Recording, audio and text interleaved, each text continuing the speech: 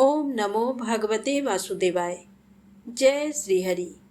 आप सभी का हमारे YouTube चैनल पर हार्दिक स्वागत है।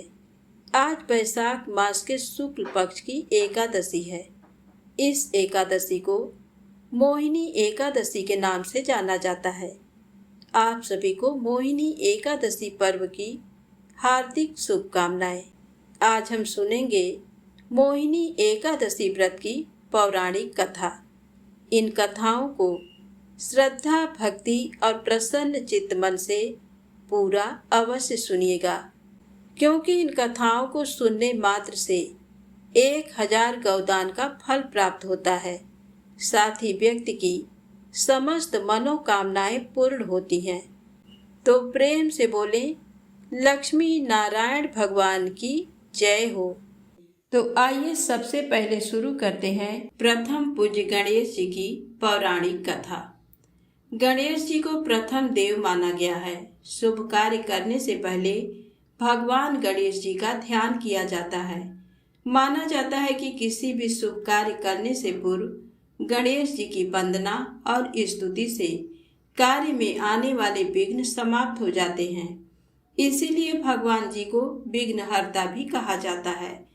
भगवान गणेश जी ने ही महाभारत काव्य अपने हाथों से लिखा था। पौराणिक कथा के अनुसार विद्या के साथ साथ भगवान गणेश को लेखन कार्य का भी अधिपति माना गया है। गणेश जी को सभी देवी देवताओं में सबसे अधिक धैर्यवान माना गया है।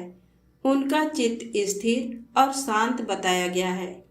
कैसी भी परिस्थिति हो, वे अपना धैर्य नहीं खोते हैं। शांत भाव से अपने कार्य को करते रहते हैं। इसी कारण उनकी लेखन की शक्ति भी अद्वितीय मानी गई है। महर्षि वेदव्यास भगवान गणेश के इस खूबी के चलते अति प्रभावित थे। जब महर्षि वेदव्यास ने महाभारत की रचना करने का मन बनाया तो उन्हें महाभारत जैसे महाकाव्य के लिए एक ऐसे लेखक की तलाश थी जो उनके कथन और विचारों को बिना बाधित किए लेखन कार्य करता रहे, क्योंकि बाधाएं आने पर विचारों की सतत प्रक्रिया प्रभावित हो सकती थी। महर्षि वेदव्यास ने सभी देवी देवताओं की क्षमताओं का अध्ययन किया, लेकिन वे संतुष्ट नहीं हुए। तब उन्हें भगवान गणेश जी का ध्यान आया। महर्षि वेदव्यास ने गणेश जी से संपर्क किया और महाकाव्य लिखने का आग्रह किया। भगवान गणेश जी ने वेदव्यास जी के आग्रह को स्वीकार कर लिया, लेकिन एक शर्त उनके सम्मुख रख दी। शर्त के अनुसार काव्य का आरंभ करने के बाद एक भी क्षण कथा कहते हुए रुकना नहीं है, क्योंकि ऐसा होने पर गणेश जी ने कहा कि वे वहीं लेखन कार्य को रोक देंगे। गणेश जी की बात को महर्षि वेदव्यास ने स्वीकार कर लिया, लेकिन उन्होंने भी एक शर्त गणेश जी के सामने रख दी। महर्षि वेदव्यास जी ने कहा कि बिना अर्थ समझे वे कुछ नहीं लिखेंगे। इसका अर्थ ये था कि गणेश जी को प्रत्येक वचन को समझने के बाद ही लिखना होगा। गणेश जी ने महर्षि वेदव्यास की इस शर्त को स्वीकार कर लिया। इसके बाद महाभारत महाकाव्य की रचना आरंभ हुई। कहा जाता है कि महाभारत के लेखन कार्य पूर्ण होने में 3 वर्ष का समय लगा। इन 3 वर्षों में गणेश जी ने एक बार भी महर्षि वेदव्यास जी को एक पल के लिए भी नहीं रोका। वहीं महर्षि ने भी अपनी शर्त पूरी की। इस तरह से महाभारत पूर्ण हुआ। तो प्रेम से बोले गणेश जी महाराज की जय हो। आइए सुने तुलसी माता की कहानी। कार्तिक माह में सभी औरतें तुलसी जी को जल से सींचा करती थी। एक बुढ़िया माई भी थी जो कार्तिक माह में तुलसी को सींचने जाती थी, और जब वह जाती तो तुलसी माता से कहती कि हे तुलसी माता, सत की दाता, मैं तेरा बिरवा सींचती हूँ, मुझे बहू दे, पीले रंग की धोती दे, मीठा ग्रास दे, बैकुंठ में वास दे, अच्छी मौत दे, चंदन का काठ दे, अच्छा राज दे, खाने को दाल भात दे और 11 एकादशी के दिन कृष्ण का कंधा दे। बुढ़िया माँ की ये बातें सुन तुलसी माता सूखने लगी। तुलसी माता को यूं सूखते देख भगवान ने पूछा कि हे तुलसी, तुम दिन प्रतिदिन क्यों सूखती जा रही हो? तुलसी माता ने कहा कि बस मेरे मन की मत पूछो। भगवान ने कहा कि मैं नहीं पूछूंगा तो कौन पूछेगा? इस पर तुलसी माता कहती हैं कि एक बुढ़िया आती है और अपनी बात कहकर चली जाती है। मैं उसकी सभी बातें पूरी कर दूंगी, लेकिन कृष्ण का कंधा कहाँ से लाऊंगी? भगवान कृष्ण बोले कि वह मरेगी तो अपने आप ही कंधा देने आऊँगा। तुम बुढ़िया माई से ये बात कह देना। इसके बाद एक दिन बुढ़िया मर गई। बुढ़िया के मरने पर सारा गांव इकट्ठा हो गया और उसका अंतिम संस्कार आने पर उसे उठाने लगे, लेकिन वह बहुत भारी हो गई, जिससे उसकी अर्थी टस से मस नहीं हुई। सभी बोले कि ये तो बहुत संस्कारी थी, बहुत पूजा पाठ करती थी, कोई पाप नहीं किया, फिर ये इतनी भारी कैसे हो गई? बूढ़े ब्राह्मण के वेश में भगवान आए और कहने लगे कि ये भीड़ कैसी है? तब गांव वाले बोले कि एक बुढ़िया मर गई है और वह इतनी पापिन थी कि उसकी अर्थी नहीं उठ रही है, बहुत भारी हो गई है। भगवान बोले कि मुझे इसके कान में कुछ कहने दो, फिर ये उठ जाएगी। भगवान बुढ़िया के पास गए और उसके कान में कहा कि माई, तू अपने मन की कर ले, पीतांबर की धोती ले, मीठा ग्रास ले, बैकुंठ में वास ले, चटक की चाल ले, चंदन का काट ले, झालर की झंकार ले, दाल भात को जी और कृष्ण का कंधा ले। भगवान की सभी बातें सुनकर बुढ़िया हल्की हो गई। भगवान अपने कंधे पर उसे ले गए। बुढ़िया को मुक्ति मिल गई और वह बैकुंठ को चली गई।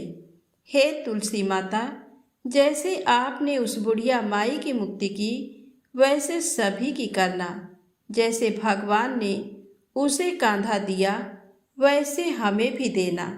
तो प्रेम से बोले, तुलसी माता की जय हो। अब आइए सुने 11 माता की पौराणिक कथा।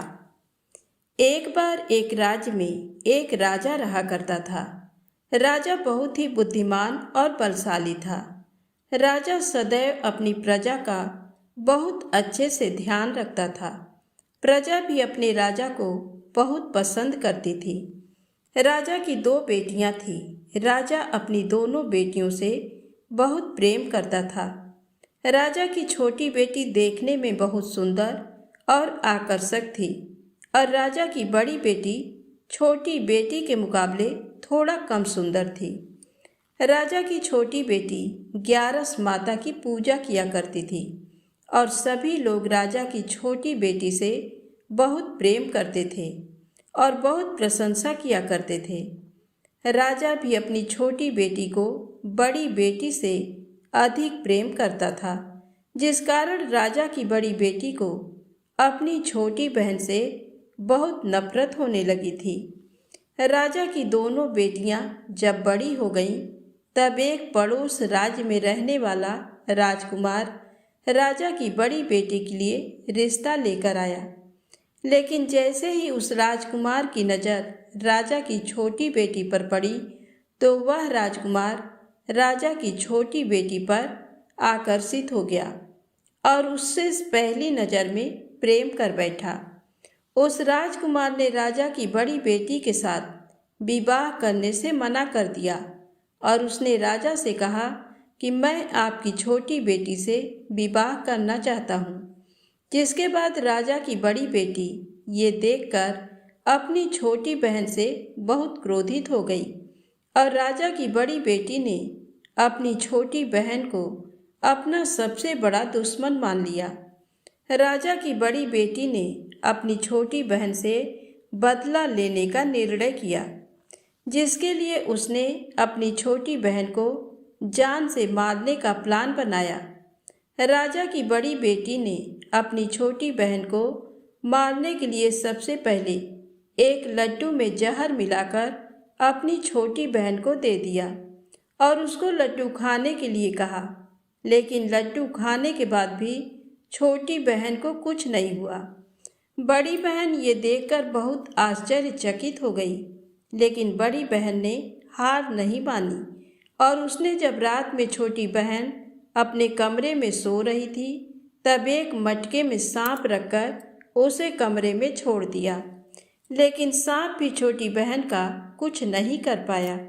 जिसके बाद बड़ी बहन ने अपनी छोटी बहन से कहा कि चलो हम लोग कुएं में से पानी भरकर लाते हैं।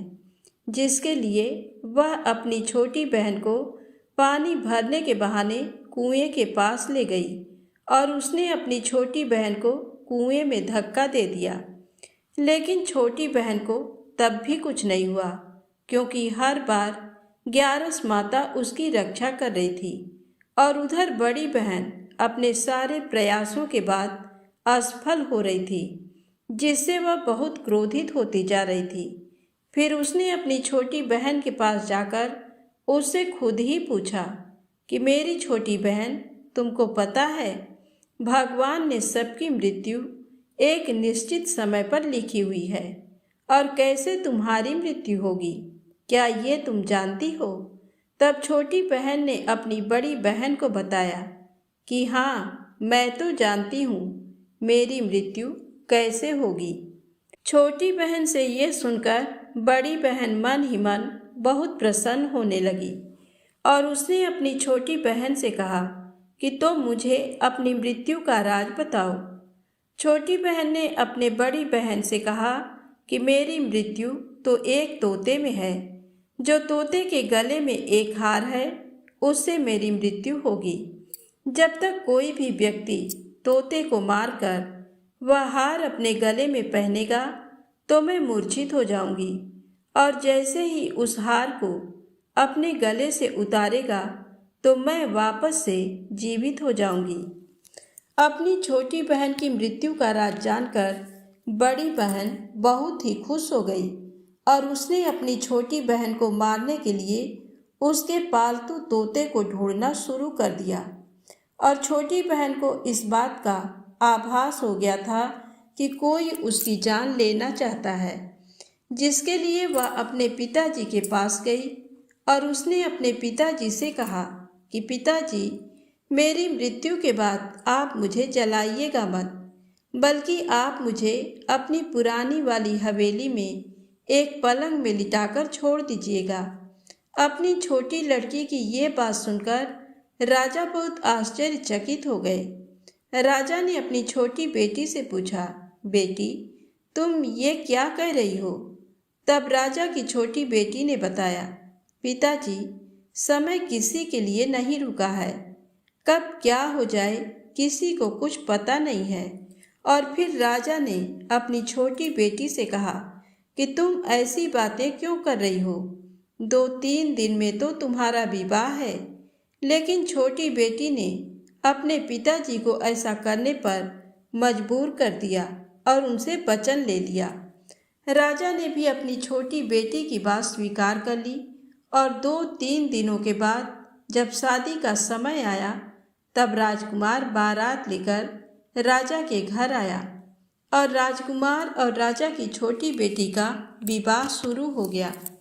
जैसे ही राजा की छोटी बेटी राजकुमार के साथ फेरे लेना शुरू करती है तो उसकी बड़ी बहन अपनी छोटी बहन के कमरे में जाकर उसके तोते को पकड़ लेती है और उसको जान से मार देती है। तोते की गले में जो हार था उसको अपने गले में धारण कर लेती है।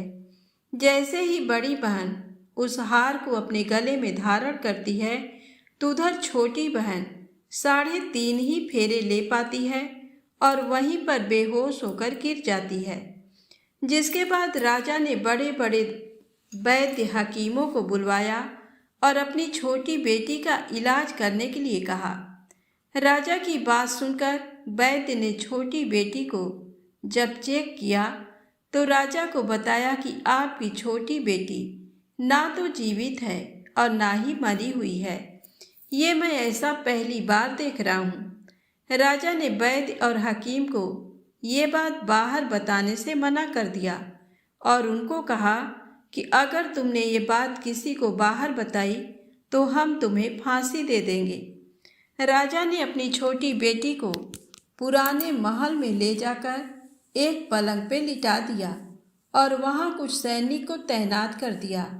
वापस अपने महल पर आ गया। राजा की बड़ी बेटी अपने पिताजी के पास आई और कहने लगी कि पिताजी, अगर ये शादी संपन्न नहीं हुई तो आपकी इज्जत का क्या होगा? आप कहें तो मैं आपकी इज्जत बचाने के लिए राजकुमार से शादी करने के लिए तैयार हूँ। जिसके बाद राजा ने अपनी बड़ी बेटी की बात मान ली और राजा ने बड़ी बेटी को छोटी बेटी के कपड़े पहनाकर मंडप पर भेज दिया। लेकिन राजकुमार ये जान गया कि ये राजा की छोटी बेटी नहीं है, बल्कि ये राजा की बड़ी बेटी है। लेकिन जब राजकुमार ने शादी करने से मना किया तो सभी लोगों ने राजकुमार को विवश करके राजा की बड़ी बेटी से बचे हुए फेरों को संपन्न करा दिया और विवाह करवा दिया। जिसके बाद राजकुमार राजा की बड़ी बेटी को अपने महल ले गया। राजकुमार राजा की बड़ी बेटी से ना तो बात करता था, ना ही उसको पसंद करता था और ना ही उसके आसपास भटकता था। और राजकुमार ने यह फैसला लिया था कि वह अपनी प्रेमिका को ढूंढ कर रहेगा और ये जानकर रहेगा कि उसके साथ हुआ क्या है। एक दिन राजकुमार अपने घोड़े पर सवार होकर राजा के पुराने महल के पास पहुंच गया, जहां पर उसने कुछ सैनिकों को देखा। महल के पास पहुंचकर राजकुमार ने जब महल को ध्यान से देखा तो वह समझ गया कि ये तो हमारे ससुर जी का महल है। तब राजकुमार ने सैनिकों से पूछा, तुम लोग यहाँ क्या कर रहे हो और इस महल के अंदर उस पलंग में कौन लेटा है? जिसके बाद सैनिकों ने बताया कि यहाँ पर राजा की छोटी बेटी लेटी है। ये सुनकर राजकुमार बहुत प्रसन्न हो गया और वह तुरंत अपनी प्रेमिका के पास पहुँच गया और उसकी सेवा करने लगा। जैसे ही रात हुई तो राजा की छोटी बेटी उठकर खड़ी हो गई। राजकुमार ये देखकर बहुत खुश हो गया और उसने अपनी प्रेमिका से पूछा कि तुम यहाँ क्या कर रही हो? तुम मेरे साथ मेरे घर चलो। राजा की छोटी बेटी ने राजकुमार को सारी बातें बता दी कि मेरी जान एक तोते में बसी थी और मैंने ये बात सिर्फ अपनी बड़ी बहन को बताया था और मुझे पता है कि उसने ही मुझे मारने का प्रयास किया है। उसके पास एक हार है जिसको वह सुबह पहन लेती है और रात को उतार देती है। जब तक वह हार को पहने रहती है तब तक मैं मूर्छित रहती हूँ और जैसे ही वह हार को उतार देती है तो मैं जीवित हो जाती हूँ। और जब तक मेरी बड़ी बहन के पास वह हार है तब तक मैं ऐसे ही जीवित और मूर्छित होती रहूँगी। अगर मेरी बड़ी बहन के पास जो हार है वह मेरे हाथ में लग जाए तो मैं हमेशा के लिए जीवित हो जाऊँगी। राजकुमार ये बात सुनकर राजा की छोटी बेटी के पास रहने का निर्णय ले लिया और उसने अपने बचे हुए सारे फेरे उस पलंग में लेटी राजकुमारी के साथ ले लिए और अपना विवाह पूर्ण कर लिया और वहीं पर ही रहने लगा। देखते ही देखते कुछ समय में राजा की छोटी बेटी और राजकुमार की पत्नी पेट से हो गई। एक दिन राजकुमार को किसी काम से बाहर जाना पड़ा। तब छोटी बहन के पेट में बहुत तेज से दर्द होने लगा। जिसके बाद उसने ग्यारस माता का आवाहन किया। जिसके बाद वहाँ पर ग्यारस माता प्रकट हुई और उन्होंने अपनी भक्तों के दर्द को दूर किया और एक पुत्र की प्राप्ति करवाई। और वहीं पर अचानक से राजकुमार भी आ गया। राजकुमार ने ग्यारस माता को देखा तो वह आश्चर्यचकित हो गया और उसने तुरंत माता को प्रणाम किया। और ग्यारस माता ने राजकुमार से कहा कि जब तुम्हारा पुत्र 5 वर्ष का हो जाए तो तुम अपनी पत्नी का हार ले आकर इसके गले में डाल देना। और देखते ही देखते राजकुमार और राजा की छोटी बेटी का पुत्र 5 वर्ष का हो जाता है। तो राजकुमार अपने बेटे से कहता है कि बेटा, मैं कुछ काम से बाहर जा रहा हूँ, तुम अपनी माता का ध्यान रखना। और वहाँ से चला जाता है। राजा को बाहर निकलता देख बड़ी बहन के सैनिक देख लेते हैं और बड़ी बहन को जाकर सारी बातें बता देते हैं। जिसके बाद बड़ी बहन अपनी छोटी बहन के पुत्र को वहाँ से उठवा लेती है और उसको मरवा देती है। छोटी बेटी के पुत्र के 2 टुकड़े करवा देती है। पहला टुकड़ा चक्की के पास छुपा देती है और दूसरा टुकड़ा अपनी पलंग के नीचे रख लेती है। अब 11 माता भिखारी का रूप लेकर आती हैं। एक भिखारी का रूप रखकर बड़ी बहन के पास चली जाती हैं, जिसके बाद वहाँ पर भिक्षा मांगने लगती हैं। बड़ी बहन अपने नौकरों से कहती है कि जाकर भिक्षा दे दो, लेकिन जैसे ही नौकर 11 माता को भिक्षा देने के लिए आते हैं तो माता उन्हें मना कर देती हैं और कहती हैं कि मैं तुम्हारी महारानी से ही भिक्षा लूँगी। जिसके बाद बड़ी बहन स्वयं ही भिक्षा देने के लिए माता के पास आती है। तब माता एक बिल्ली का रूप लेकर उसके कमरे में चली जाती हैं और वहाँ पर छोटी बेटी के पुत्र के 2 टुकड़े को आपस में जोड़ देती हैं और उसे जीवित कर देती हैं। उसे वहाँ से ले जाती हैं। एक दिन राजकुमार अपने बेटे को लेकर अपनी पत्नी के पास जाता है और उससे कहता है कि तुम इस बच्चे का ध्यान रखना। अगर तुम इस बच्चे का अच्छे से ध्यान रखोगी तो मैं तुमसे बात करूँगा। एक दिन राजकुमार अपने बच्चे से कहता है कि तुम अपनी मम्मी से उनके गले का हार मांग लो। जिसके बाद राजकुमार का लड़का अपनी मम्मी के पास जाता है और कहता है कि मम्मी, मुझे तुम्हारा हार चाहिए जो तुमने गले में पहन रखा है। ये सुनकर पहले तो बड़ी बहन बहुत क्रोधित होती है, पर उसको ये याद आता है कि राजकुमार ने कहा था कि अगर मैं इस बच्चे का ध्यान अच्छे से रखूंगी तो वह मुझसे बात करेंगे। जिसके कारण वह हार को उस बच्चे को दे देती है और वह तुरंत हार को ले जाकर अपने पिताजी को दे देता है। और तभी राजकुमार अपने बेटे को लेकर वहाँ से जाने लगता है और अपनी पत्नी से कहता है कि तुम हमारे लिए खाना बनाकर रखना, मैं शाम को आकर तुम्हारे साथ खाऊंगा। और वह अपने बेटे को लेकर वहाँ से चला जाता है। जिसके बाद वह राजा के पास जाता है और उनको सारी बातें बता देता है।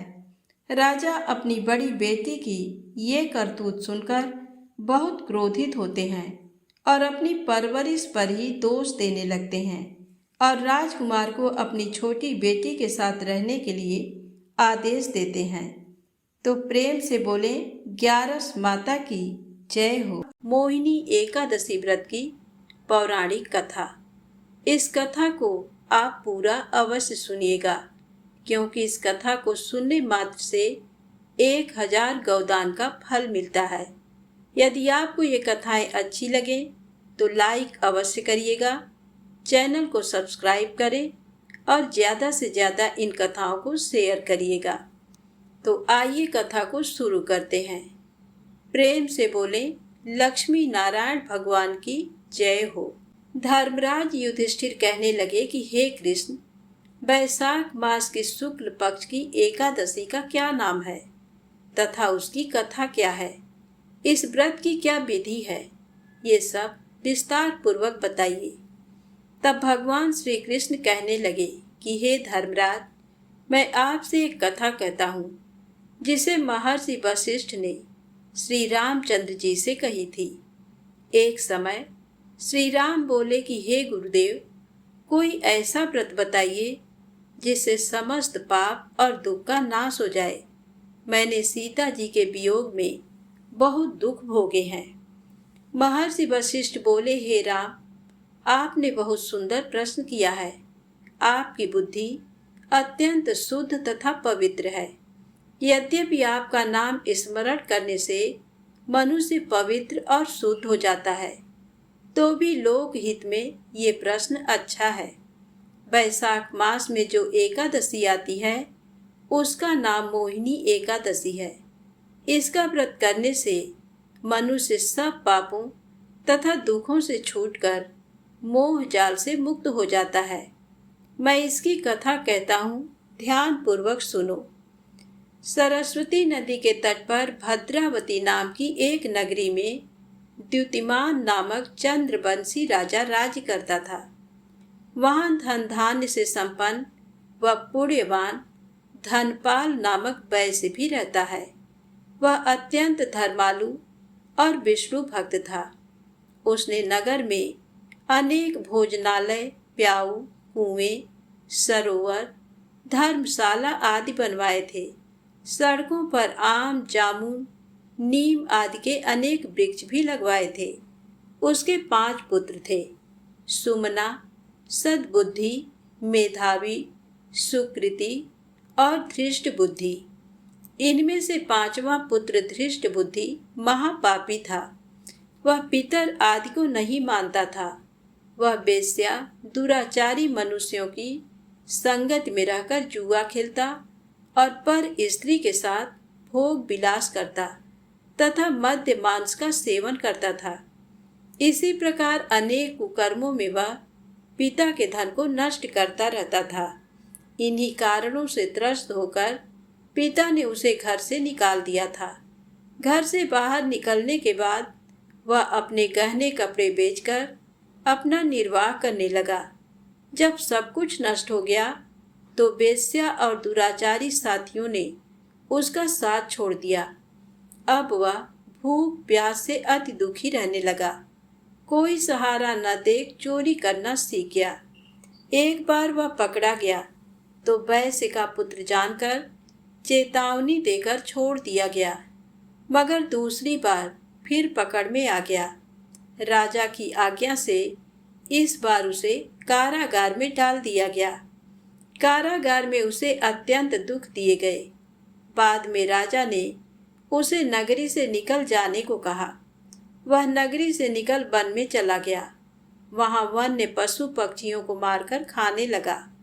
कुछ समय के पश्चात वह बहेलिया बन गया और धनुष बाण लेकर पशु पक्षियों को मार मार कर खाने लगा। एक दिन भूख प्यास से व्यथित होकर वह खाने की तलाश में घूमता हुआ कौंडिन्य ऋषि के आश्रम में पहुंच गया। उस समय वैशाख मास था और ऋषि गंगा स्नान करके आ रहे थे। उनके भीगे वस्त्रों के छींटे उस पर पड़ने से उसे कुछ सद्बुद्धि प्राप्त हुई। वह कौंडिन्य मुनि से हाथ जोड़कर कहने लगा कि हे मुने, मैंने जीवन में बहुत पाप किए हैं। आप इन पापों से छूटने का कोई साधारण बिना धन का उपाय बताइए। उसके दीन वचन सुनकर मुनि ने प्रसन्न होकर कहा कि तुम वैशाख शुक्ल की मोहिनी नामक एकादशी का व्रत करो। इससे समस्त पाप नष्ट हो जाएंगे। मुनि के वचन सुनकर वह अत्यंत प्रसन्न हुआ और उनके द्वारा बताई गई विधि के अनुसार व्रत किया। हे राम, इस व्रत के प्रभाव से उसके सभी पाप नष्ट हो गए और अंत में वह गरुड़ पर बैठकर विष्णु लोक को गया। इस व्रत से मोह आदि सब नष्ट हो जाते हैं। संसार में इस व्रत से श्रेष्ठ कोई व्रत नहीं है। इसके महात्म को पढ़ने से अथवा सुनने से 1000 गौदान का फल प्राप्त होता है। तो प्रेम से बोले, श्री हरि विष्णु भगवान की जय हो, लक्ष्मी माता की जय हो। आइए सुने बहुत ही रोचक कथा माता महालक्ष्मी और उनकी बहन ज्येष्ठा की कहानी। एक दिन लक्ष्मी जी की बड़ी बहन ज्येष्ठा ने उनसे कहा, बहुत दिनों से एक बात मेरे मस्तिष्क में कौंध रही है। सोचती हूँ कि तुमसे पूछूं या नहीं।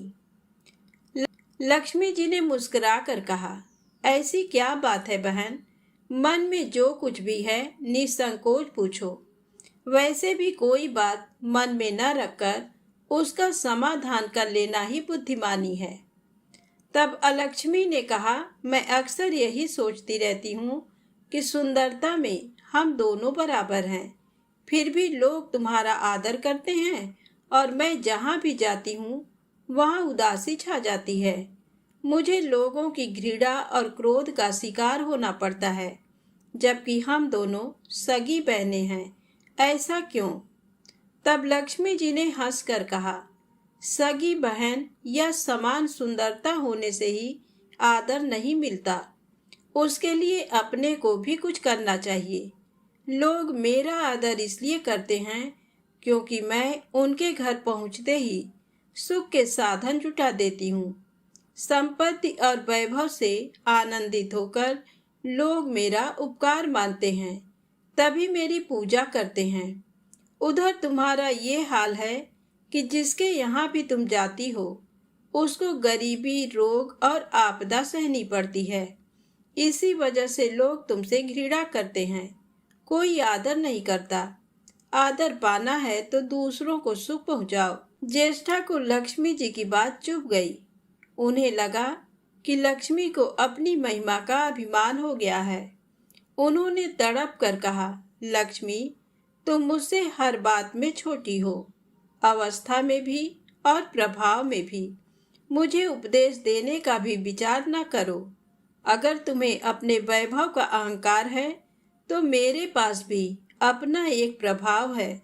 मैं जब अपनी पर आ जाऊं तो तुम्हारे करोड़पति भक्त को भी पल भर में भिखारी बना दूं। इतना सुनकर लक्ष्मी जी को हंसी आ गई और कहने लगी, बहन, तुम बड़ी हो इसलिए कुछ भी कह लो, लेकिन जहाँ तक प्रभाव की बात है मैं तुमसे कम नहीं हूँ। जिसको तुम भिखारी बनाओगी उसे मैं दूसरे दिन रंक से फिर राजा बना दूंगी।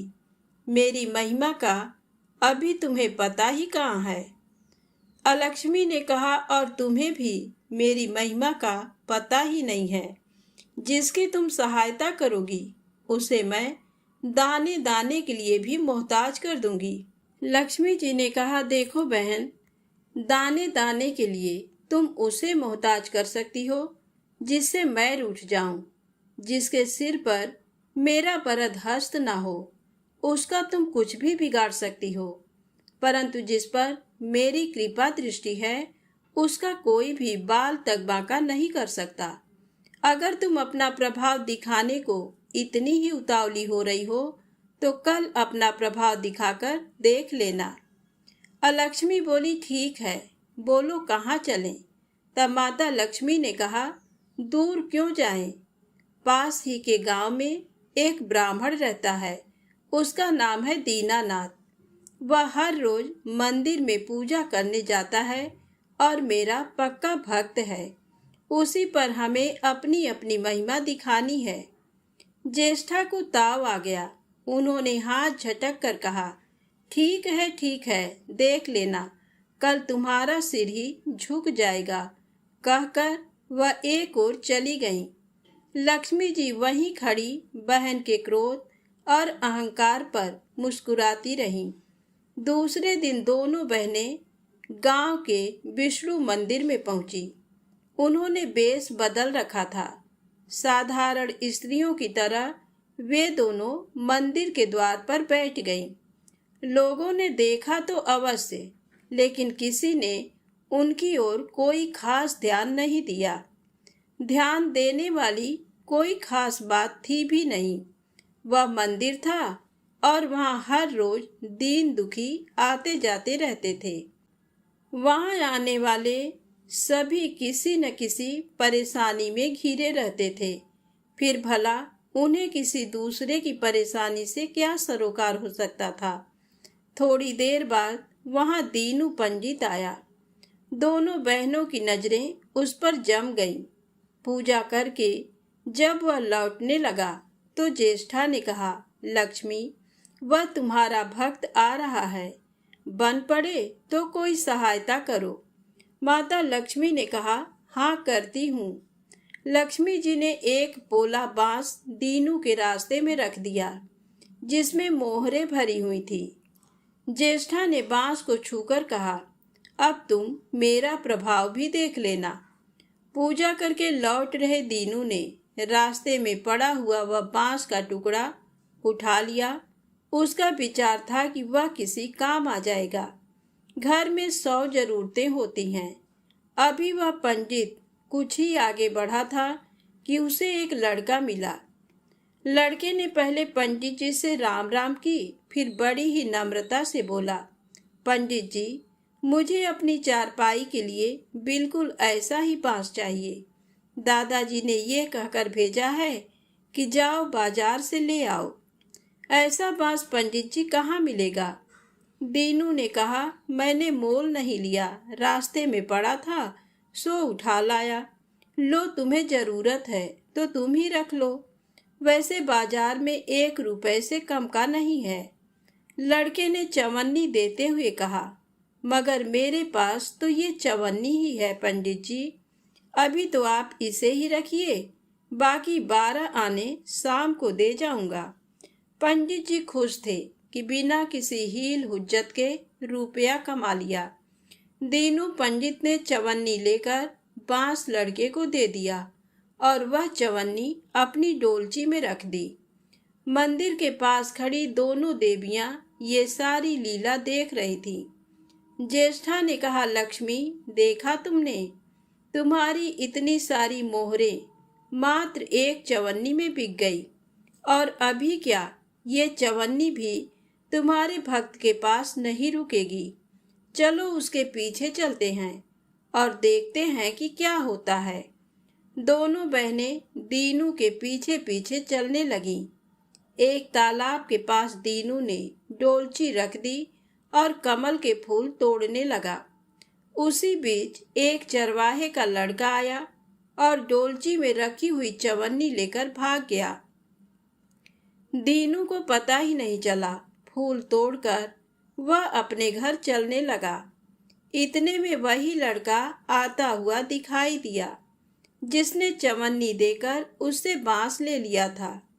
करीब आकर वह बोला, पंडित जी, ये बांस तो बहुत वजनी है।